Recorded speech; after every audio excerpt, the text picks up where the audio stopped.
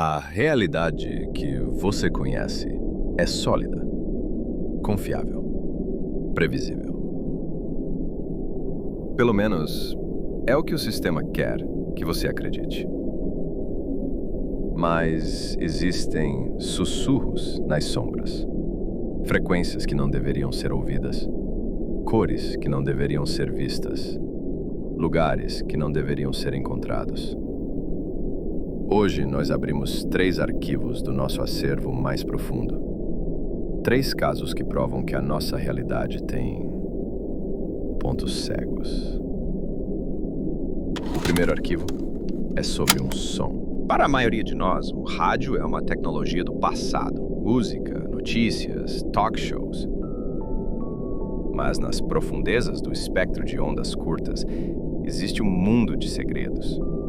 São as estações de números, transmissões fantasmagóricas de vozes monotônicas lendo sequências de números, códigos para espiões em território inimigo. Elas existem há décadas, são estranhas, mas são conhecidas. Mas e se houvesse uma estação que não transmite números? Uma que não pode ser encontrada em nenhuma frequência conhecida, mas que simplesmente aparece? Em 2022, comunidades de rádio amador começaram a relatar um novo sinal. Eles o apelidaram de Ababá. Porque, ao contrário das vozes mecânicas, Ababá só transmitia 3 sons em um loop infinito. O tic-tac de um relógio de bolso, o som de chuva calma caindo sobre uma janela e uma canção de ninar fragmentada, cantada por uma voz feminina irreconhecível. A frequência fantasma, como ficou conhecida, virou uma lenda urbana na internet. Fóruns e grupos de Discord foram criados, com pessoas de todo o mundo tentando triangular sua origem, sem sucesso. O sinal parecia não vir de lugar nenhum, e de todos os lugares ao mesmo tempo.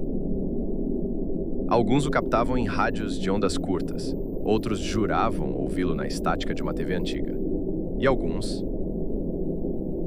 começaram a relatar ouvi-lo em seus sonhos. Foi aí que as coisas começaram a ficar estranhas. Membros desses fóruns começaram a descrever sonhos idênticos. Um corredor de hospital infinitamente longo, com um cheiro de ozônio e o som daquela mesma canção de ninar ecoando à distância. A princípio, foi tratado como histeria coletiva, uma brincadeira. Mas os relatos se multiplicaram. Pessoas que nunca se viram, em países diferentes, descrevendo o mesmo sonho nos mínimos detalhes. O fenômeno atraiu a atenção da doutora Lena Petrova, uma linguista e analista acústica que havia sido consultora para agências de inteligência.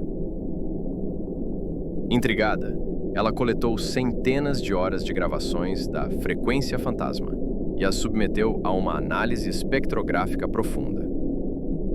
Sua primeira descoberta foi perturbadora. Os sons não eram naturais. O tic-tac do relógio não era perfeitamente rítmico. Havia micropausas e acelerações, seguindo um padrão matemático complexo. O som da chuva continha frequências subharmônicas que, segundo Petrova, não ocorrem na natureza e que são conhecidas por induzir estados alterados de consciência. Mas a revelação mais chocante veio da canção de ninar. Ao isolar a voz e analisá-la, Petrova descobriu que não era uma melodia. Era uma linguagem. As inflexões, as pausas, a cadência, cada elemento era uma unidade de informação. Era uma forma de comunicação não humana, disfarçada como algo familiar e reconfortante. Petrova teorizou que o sinal não era uma mensagem a ser ouvida, mas um programa a ser executado. O som da chuva preparava o cérebro, tornando-o mais receptivo. O tic-tac do relógio sincronizava os ritmos neurais. E a canção de ninar? A canção de ninar entregava o payload, a instrução. Ninguém sabe qual era a instrução. O último e-mail de Petrova para um colega, antes de cortar todo o contato, foi enigmático. Nem a canção não é para nós. É para algo que já está dentro de nós. gatilho. Ela não insere uma ideia, ela acorda uma. Os ouvintes mais dedicados, aqueles que passaram semanas expostos à transmissão, começaram a mudar. Eles se tornaram mais quietos, mais focados. Relatos de insônia foram substituídos por relatos de um sono profundo e sem sonhos. Um usuário, antes de desaparecer online, deixou uma última mensagem. Ele disse que o sonho do corredor havia mudado, ele não estava mais vazio. No final do corredor havia uma porta, e pela primeira vez a canção de ninar não estava distante. Estava vindo do outro lado da porta. E ele sentia uma vontade irresistível, não de medo, mas de paz, de ir até lá e abri-la. A frequência fantasma não é mais detectada com tanta frequência hoje. Talvez sua função tenha sido cumprida. Talvez o número de ouvintes sincronizados tenha atingido o limite que o tic-tac do relógio contava. Não sabemos o que há por trás daquela porta nos sonhos. Não sabemos qual ideia foi acordada na mente de milhares de pessoas ao redor do mundo. Vemos apenas o resultado, um silêncio estranho, uma calma inexplicável em pessoas que antes eram obcecadas por um mistério. Isso nos deixa com a pergunta mais palpável e assustadora de todas. Não sobre o que está no espaço ou no futuro, mas sobre o agora, sobre o som. Qual foi a última melodia que ficou presa na sua cabeça hoje? Você tem certeza de que foi você quem a colocou lá? Um som que reprograma a mente, uma instrução viral disfarçada de canção de ninar. Isso nos leva a uma nova pergunta. Se a percepção auditiva pode ser hackeada, o que acontece quando a ameaça é visual? Nosso segundo arquivo é sobre uma cor. Um ateliê silencioso em Florença, apenas o som suave de um pincel sobre a tela quebrava o silêncio. O restaurador de arte, Julian Vale, se debruçava sobre sua mais nova tarefa. Uma paisagem obscura do século XVII. A obra retratava uma vila toscana sob um céu tempestuoso. Uma pequena porção do céu, perto do horizonte, tinha uma cor que Julian, em seus 30 anos de carreira, nunca havia visto. Não era azul, nem violeta, nem índigo. Era algo entre eles, uma cor que parecia vibrar com uma luz interna que atraía o olhar de uma forma quase predatória. Ele a apelidou de Ethel. Acreditando ser um pigmento raro, ele coletou uma amostra microscópica para análise, sem saber que aquele simples ato era o começo do fim. Foi o primeiro erro. O laboratório de análise química retornou os resultados uma semana depois, e eles não faziam o menor sentido. A espectrometria de massa não conseguia identificar a composição molecular. O pigmento não refletia a luz de uma forma normal. Ele parecia absorvê-la e reemiti-la em um comprimento de onda que os sensores mal conseguiam registrar, como um buraco negro que emitisse cor. O relatório do laboratório foi inconclusivo, com uma nota manuscrita do químico-chefe que dizia: "Este material se comporta como se não pertencesse a este universo." Intrigado, Julian mergulhou em uma investigação própria. Ele descobriu que o quadro pertencia a uma pequena e reclusa família nobre, cuja linhagem vinha de uma remota vila nos Apeninos. Uma vila que fora abandonada às pressas no século XVIII, após um surto inexplicável de loucura em massa. Julian viajou para os arquivos de Florença. O cheiro de poeira e tempo pairava no ar.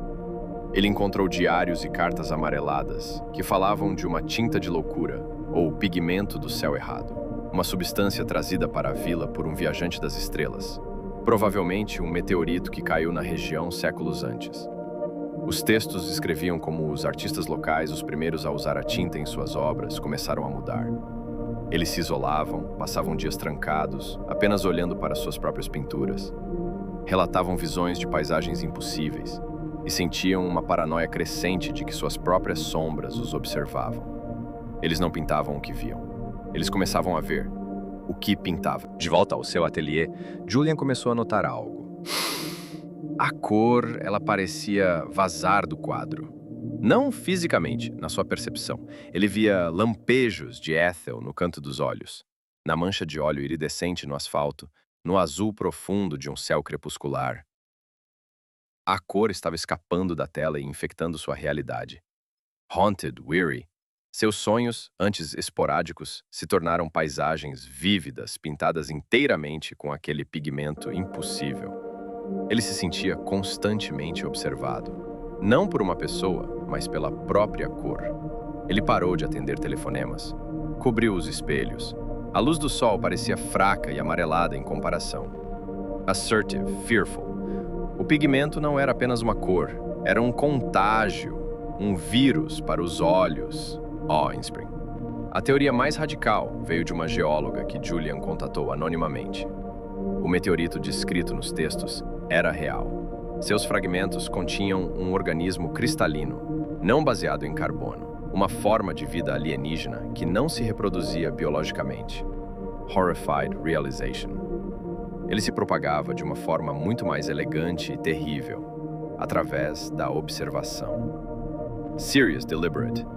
A estrutura cristalina do pigmento, quando atingida pela luz e observada por um olho senciente, ressoava diretamente com o nervo óptico, reescrevendo lentamente a forma como o cérebro processa a luz e a cor. A paranoia e as visões não eram efeitos colaterais. Emphatic eram o objetivo. Era o ciclo de vida do organismo, transformando a mente do observador em um novo ecossistema para si mesmo, uma nova tela para se pintar. Conspiratorial Whisper. Julian Veile desapareceu em 2023.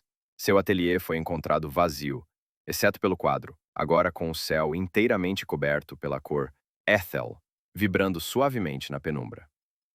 Ominous, laboratórios secretos ao redor do mundo agora tentam sintetizar o pigmento, fascinados por seu potencial. Eles acreditam que podem controlá-lo, skeptical. A história nos diz que eles estão errados. Slow, direct, speaking to one person. O contágio perceptual é lento. Leva anos. Começa de forma sutil, quase poética. Long dramatic pause. Preste atenção ao seu redor. Na próxima vez que você vir uma cor que não consegue nomear direito, um azul que é um pouco roxo demais, um verde que parece vibrar na sua visão periférica, não desvie o olhar. Talvez seja apenas sua imaginação. Soft, unsettling whisper. Ou talvez seja apenas o começo da sua nova pintura. SX.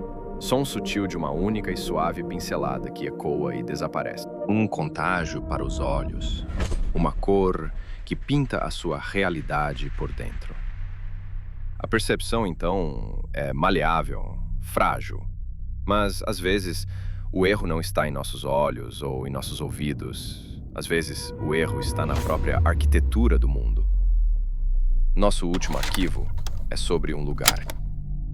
A Torrey Meridian não é um prédio antigo.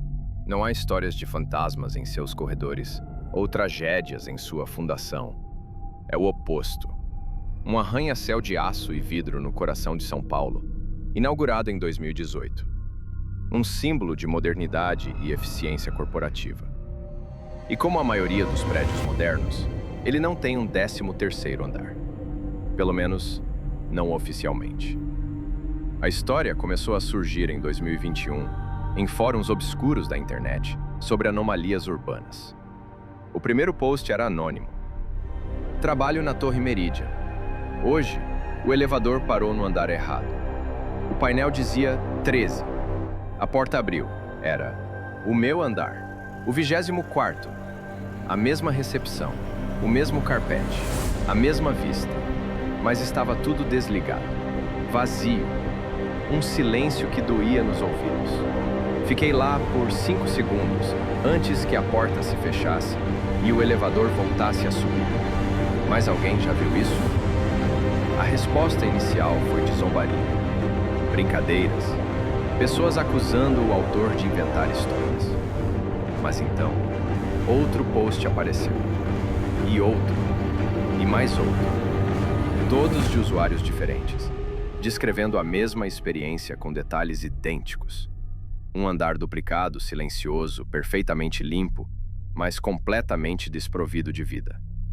Um glitch arquitetônico no coração de uma das maiores cidades do mundo. Meu nome é Gustavo, e eu decidi investigar. Minhas primeiras semanas de investigação foram frustrantes. Tentei de tudo para acessar o andar proibido. Peguei o elevador de serviço, Subi e desci dezenas de vezes, apertando combinações de botões na esperança de acionar alguma falha. Nada. Tentei as escadas de emergência. A porta que deveria dar para o 13º andar era apenas uma parede de concreto sem emendas. Era como tentar encontrar uma estação de rádio que não existe. A administração do prédio, previsivelmente, negou tudo. Em um e-mail ríspido, o gerente de operações, um senhor chamado Afonso, afirmou que eram lendas de internet infundadas e que qualquer tentativa de acessar áreas restritas resultaria em ação legal. Mas a forma como ele negou a urgência em sua resposta apenas fortaleceu minha suspeita. Foi quando comecei a entrevistar, anonimamente, os supostos visitantes do andar 13. Uma analista de marketing me descreveu o silêncio. Não era um silêncio normal. Era a ausência de som, sem o zumbido do ar-condicionado, sem o barulho do trânsito lá embaixo. Nada. Um programador de software notou outra coisa. Eu olhei pela janela. O avanço veio de uma fonte inesperada, um e-mail anônimo com o assunto A Geometria da Torre. Era de um homem que se identificou apenas como Dédalo, um engenheiro que trabalhou na construção do prédio e foi demitido por instabilidade profissional. Ele me contou o verdadeiro segredo da Torre Merit. O prédio foi construído com um sistema experimental de estabilização sísmica. Em seu núcleo, em vez de concreto sólido, há um gigantesco contrapeso dinâmico, um pêndulo de milhares de toneladas que se move sutilmente para anular as vibrações do vento ou de tremores de terra. O sistema é controlado por uma série de algoritmos complexos que ajustam a posição do pêndulo em tempo real. A teoria de Dédalo era aterrorizante em sua simplicidade.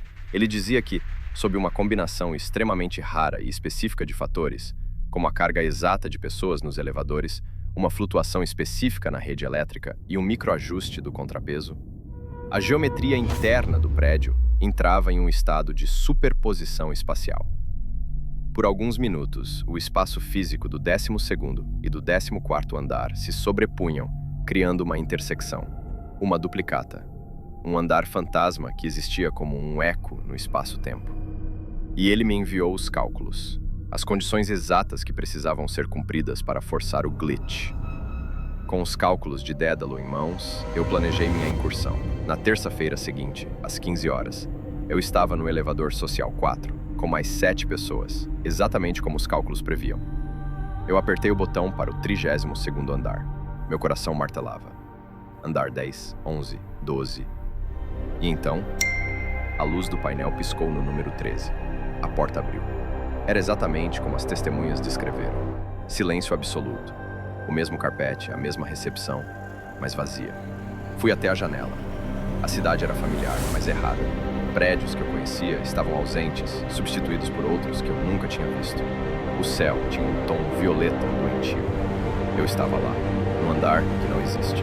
E foi quando eu vi. Do outro lado da rua, em um dos prédios desconhecidos, em uma janela idêntica à minha, havia uma figura. Um homem parado, olhando de volta para mim. Era uma silhueta, mas eu podia sentir seu olhar. E a silhueta era minha. Eu entendi tudo naquele instante. Não era um andar duplicado, não era uma falha. Era uma ponte, e eu não era o único que podia atravessá-la. E então, atrás de mim, no silêncio absoluto do 13º andar, eu ouvi.